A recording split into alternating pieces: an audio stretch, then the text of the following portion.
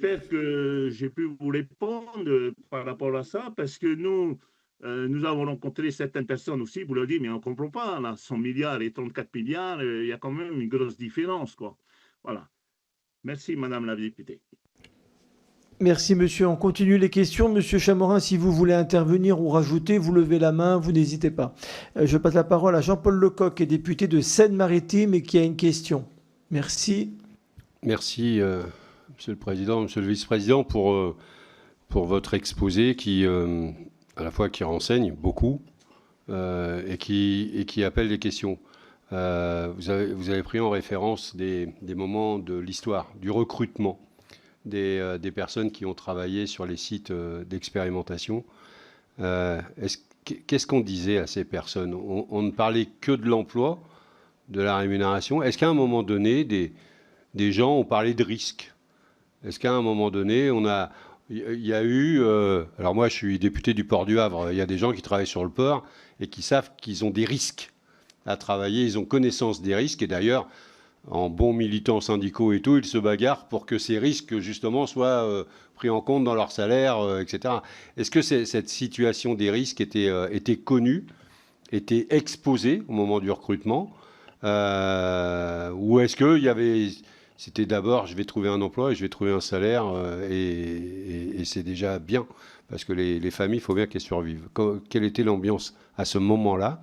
Et puis, vous avez parlé à un moment donné du guichet unique. J'aimerais savoir où on en est de ce guichet unique. Vous avez dit que ça faisait partie des demandes que vous aviez et que tout le monde semblait d'accord. Est-ce qu'ils sont en place? Est-ce qu'ils fonctionnent bien? Comment ça se passe? Et puis ensuite... alors nous, en métropole, on a des problèmes de médecins. Je présume que chez vous, les problèmes de médecins, ça existe aussi. Vous parliez de médecins qui parlaient la langue locale, la langue du pays. Est-ce qu'ils sont en nombre suffisant? Est-ce qu'il est assez facile ou est-ce qu'il est hyper difficile de constituer ne serait-ce que le dossier, ne serait-ce que pour avoir tous les documents nécessaires, à la fois médicaux, pour constituer le dossier dans les différentes demandes.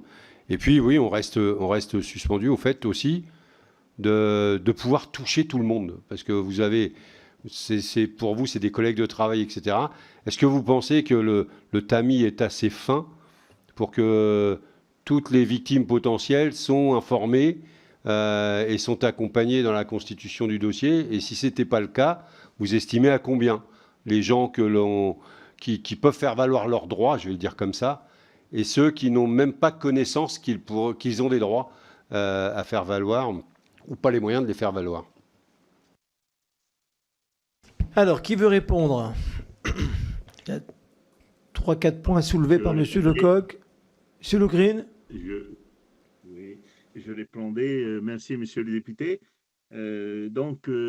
Lorsqu'on partait travailler sur Mouroulois, il faut aussi bien connaître au niveau du site, puisque sur les sites, l'armée était chargée de toute la logistique et le CEA était chargé de tout ce qui était nucléaire. Donc, on oublie cette séparation entre les deux. Donc, la logistique, c'était l'armée, c'est-à-dire qui construisait les bâtiments, qui avait les bateaux, qui amenait les gens, qui avait les avions, qui avait tout ça. Et le CEA était complètement à part, puisque même sur l'atoll de Morulo, il y avait la zone CEP et la zone CEA, qui étaient bien définies. Et du CEA, au niveau du CEA, ils avaient tous les services nécessaires, génie civil, parce qu'ils faisaient aussi certaines constructions et certaines choses et tout. Ils avaient la menuiserie, ils avaient des ateliers mécaniques, ils avaient un garage, un atelier.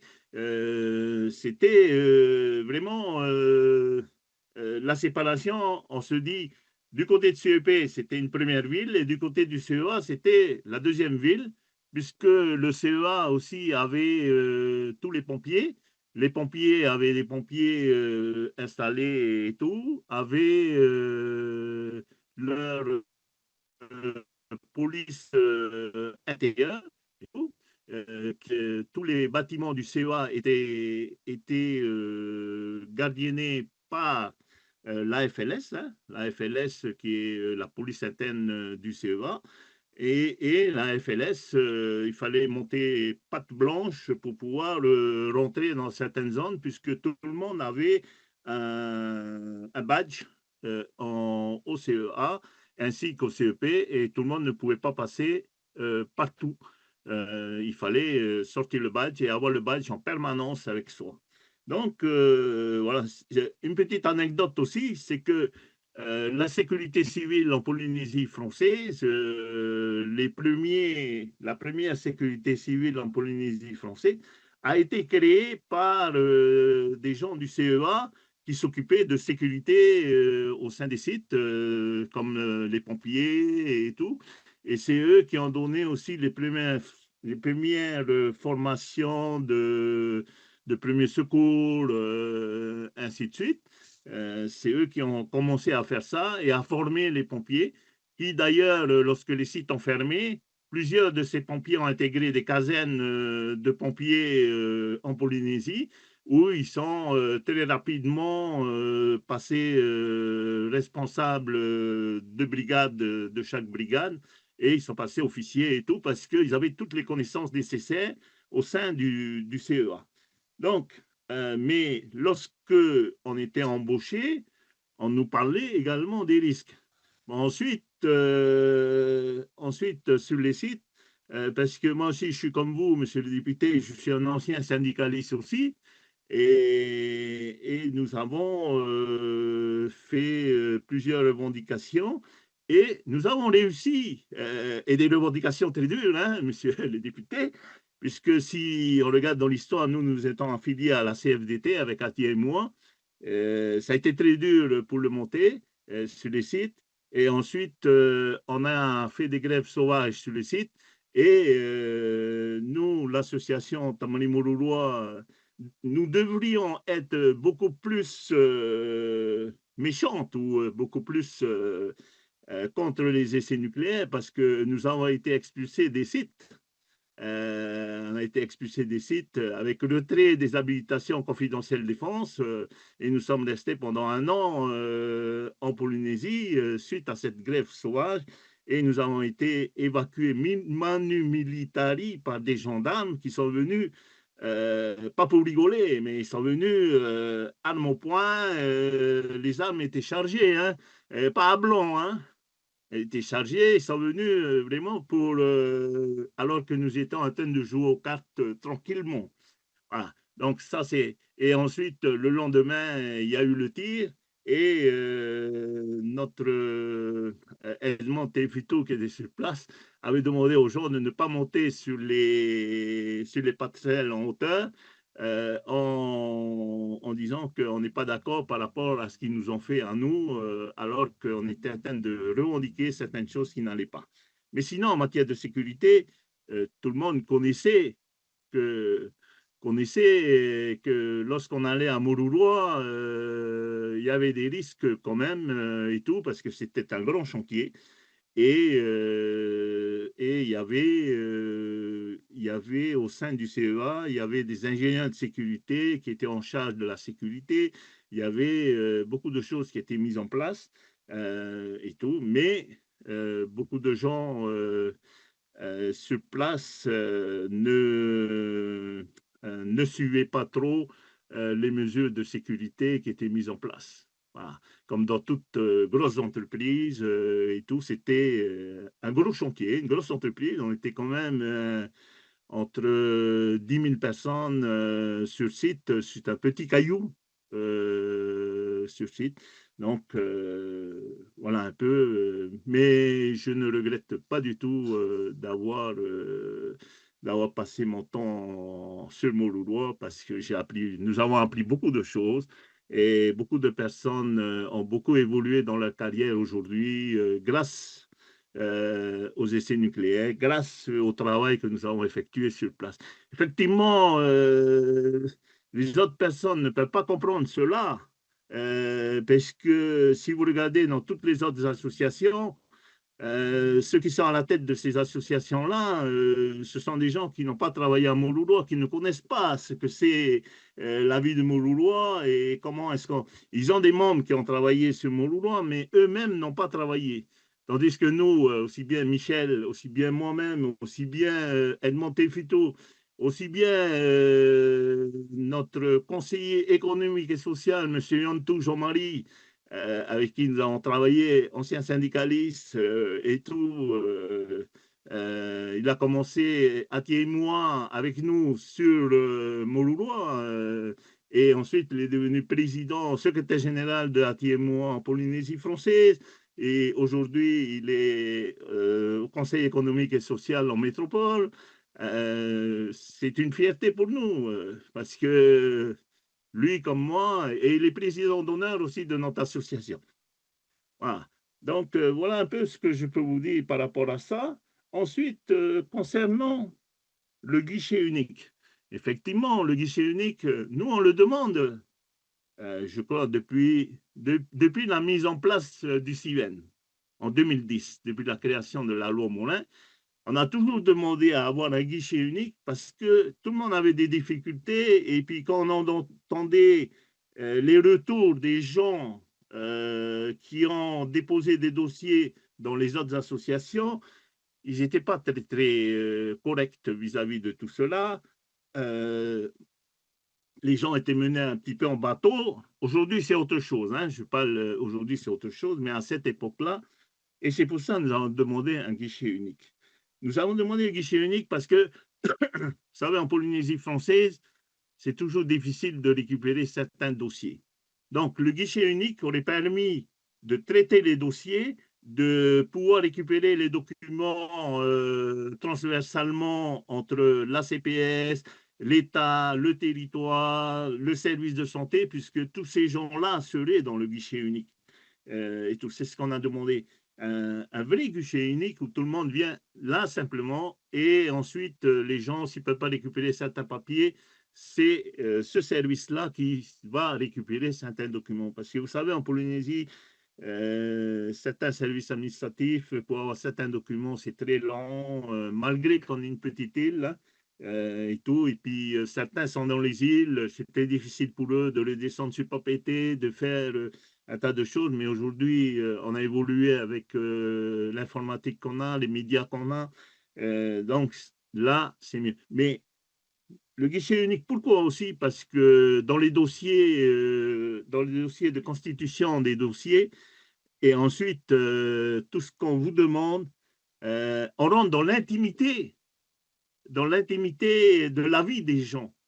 Et pour nous, ce n'est pas aux associations à faire cela. Ce n'est pas aux associations parce que il faudrait des gens qui sont habilités à certains secrets, comme les médecins, tout ça. Mais ce n'est pas à nous, associations, parce que dans les associations avec Facebook ou quoi que ce soit, c'est vite fait pour dire, tiens, monsieur un tel est malade, monsieur un tel a ça, monsieur un tel a ça, madame un tel a ça, ah, monsieur un tel ne couche plus avec sa femme, ainsi de suite, parce que toutes ces questions intimes sont demandées dans le document médical pour que, dans les dossiers médicaux. Et moi, la première fois que j'ai vu un premier dossier médical, quand je l'ai ouvert, quand j'ai vu ça, parce qu'il posait la question, est-ce que le monsieur couche toujours avec sa femme? Quels sont les rapports? On va jusqu'à ce domaine-là. Et j'ai refermé de suite le dossier et j'ai dit à la personne, écoute, moi, je veux bien t'aider, mais sur tous les documents, s'il doit envoyer un mail ou quoi que ce soit, je vais le faire, mais lire ton dossier, je n'en veux pas. Je veux bien t'aider pour tout le reste, la partie administrative et tout, mais je pense que nous, on n'est pas compétents pour ce genre de dispositif.